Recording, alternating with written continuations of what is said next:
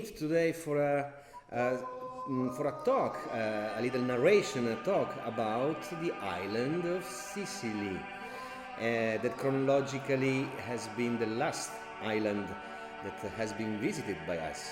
Among the three biggest islands in the Mediterranean basin, we started probably our journey with Corsica, then we went a little bit south into Sardinia, and in the most recent years we had the chance to visit as well Sicily and to touch there a very particular and specific polyphonic tradition that is held not by only one group of singers, but traditionally five confraternities. We are talking about the town of Mussomeli, a town that likes to name itself the town of confraternities because of this reason, because it's kind of unique into this panorama to have so many alive confraternities in the same town, and we are talking about a town of 10,000 inhabitants.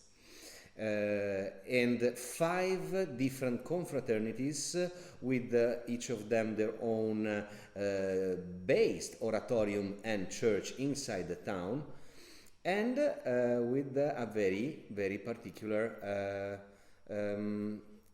tradition of singing, because each of them, each of the group of singers inside the confraternities are sharing exactly the same repertoire and shared during the Holy Week. This is another peculiarity of this way of singing, that all these confraternities, their way of singing, that they call lamentations, i lamenti di Mussomeli, they are shared only during the Holy Thursday and Friday, in the most, let's say, dense and felt moment of Christianity. And we have been lucky enough to meet a great group of persons in the singers of the Arciconfraternita of the Holy, the Santissimo Sacramento.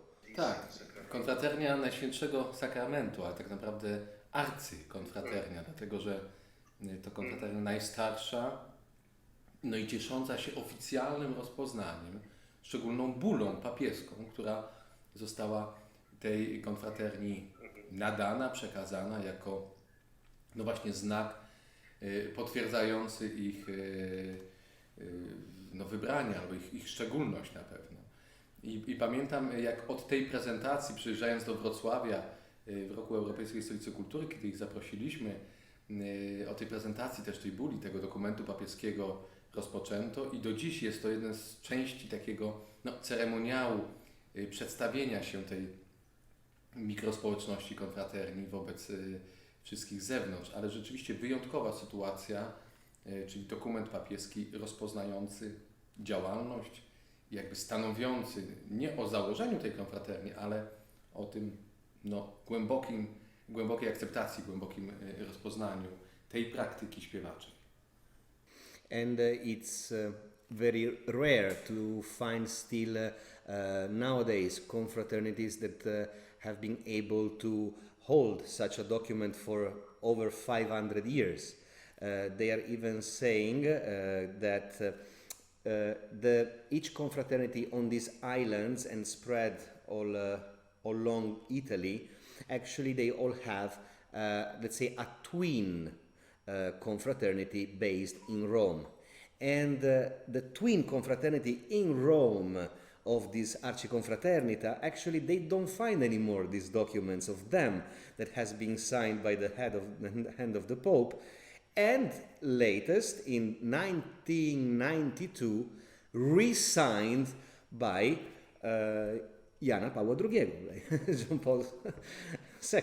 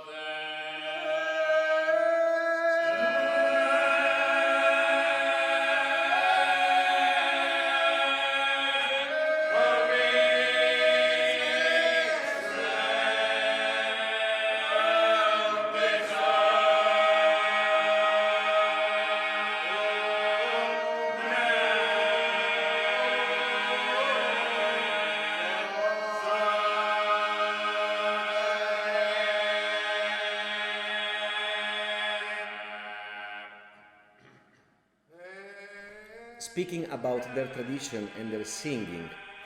They call it lamentation. And they wanted recently, talking with us, to share the drama that as persons they were, and as brothers of the confraternities they were living. They faced more than other people in Europe the tragedy of immigration and seeing the Mediterranean Sea transforming itself into a cemetery.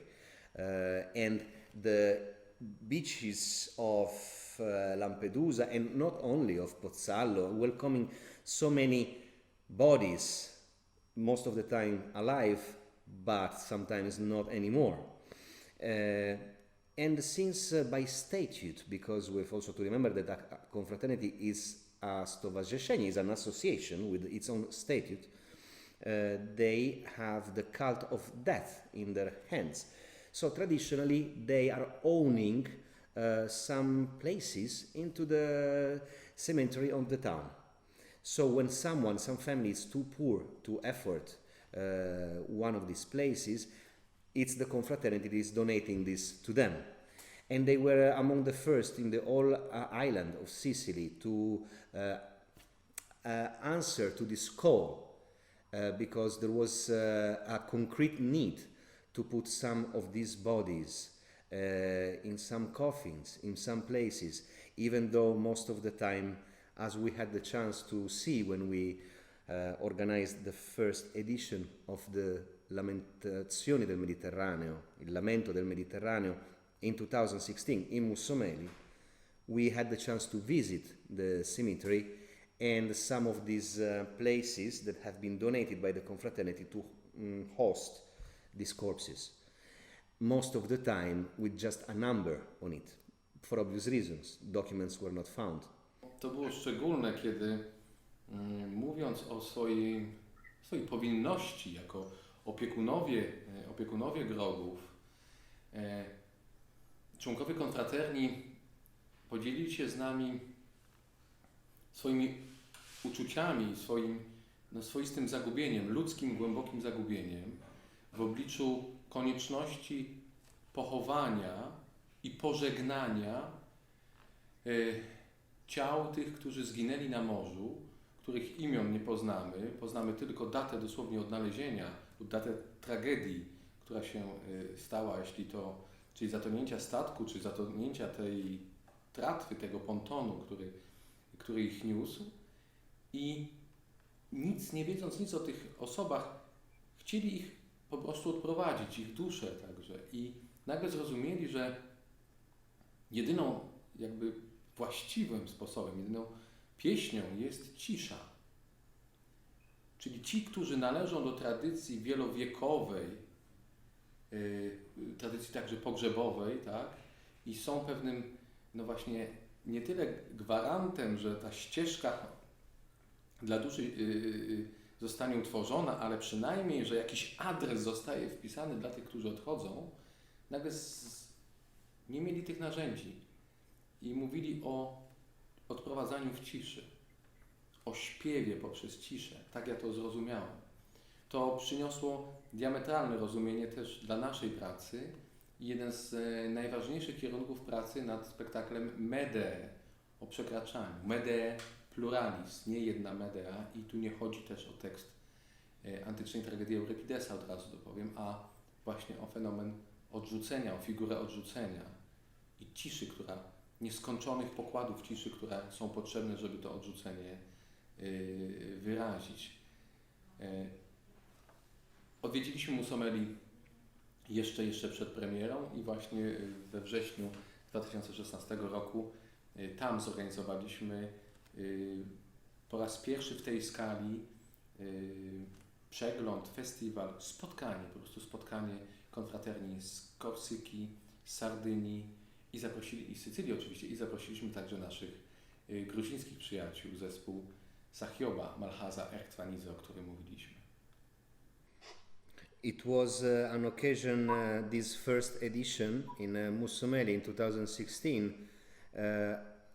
I think it's not the first time it happens, but probably it's the first time that it keeps happening with the same group of singers coming from the three main islands of the Mediterranean Sea, it was an occasion to sign a kind of contract, a protocol together, where the singers, the group of singers from the three islands, they wanted to have to shake a hand with their hearts and try to protect both their singing as a common Mediterranean cultural heritage, and at the same time to dedicate their voices to these silences. And that's why we kept a meeting then in Wrocław in the same year. Last summer, at the end of the summer, we had the third, if we count Wrocław, edition in Orozei, and we hope now in October 2020 to be hosted by the Corsican Confraternity. Another thing I think it's important to underline about their tradition of singing is the only one of polyphonic singing tradition that I remember joined by instruments. In their traditional songs, in their lamentation, we can hear two sounds that are very strong for any orchestra: trumpet and big drum. They call it the imperial drum. A drum that repeats 3 beats at the end and at the beginning of each piece, and the trumpets that are before and after again each piece. It's a trumpet like coming from the Middle Age without the keys. It's just playing with harmonics and is playing very high ascendant sounds. I asked them the meaning of that, and they told me these are the lamentations.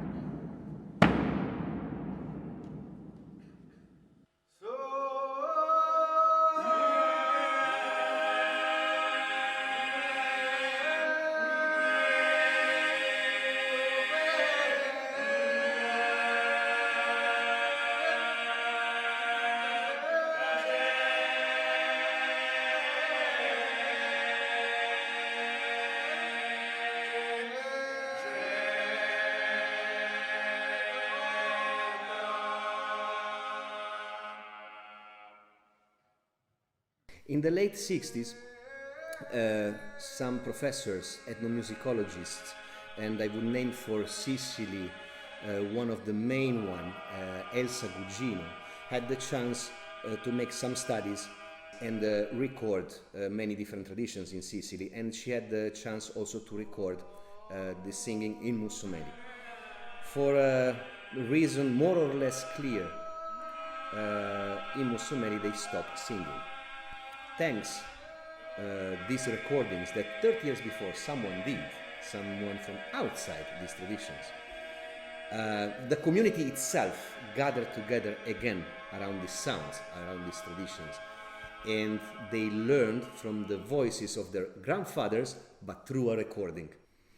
Another very, very interesting characteristic of having 5 different confraternities in the same town, it means that during the day of the processions, meaning the Wednesday, Thursday and Friday, you see each church prepared, of course, and the brothers of each confraternity dressed in different colors, and from different parts of the towns, they are carrying statues of their own patron, of their own saints. The Arciconfraternity, that let's say is the main church of the town, has the honor of bringing the urn and the body of Christ. There is the Veronica somewhere else, there is Magdalena, there is the Mary, and depending also on the ceremony. And sitting in the main square of the town, the churches are somewhere else in the town. You can hear this beautiful movie. Even when we say movie, we think about the eyes, but it's a kind of movie for the ears. You can hear them coming, because as soon as they get out of the church, they all start to sing the same repertoire, but not in a unison. Each of them on their own, with trumpets, with drums, And at one point the statues are coming and the sounds is getting closer and closer in a kind of organized chaos.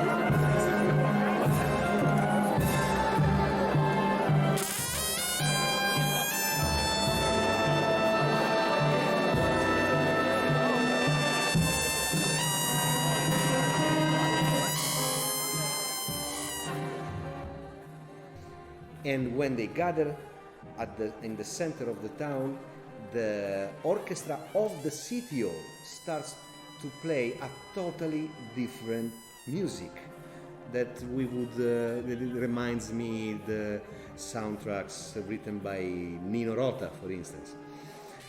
And these sounds come together in a climax when the body is exposed from the urn and put on the cross with everyone singing together. It's a real intense dramaturgical narration what is happening during these parades.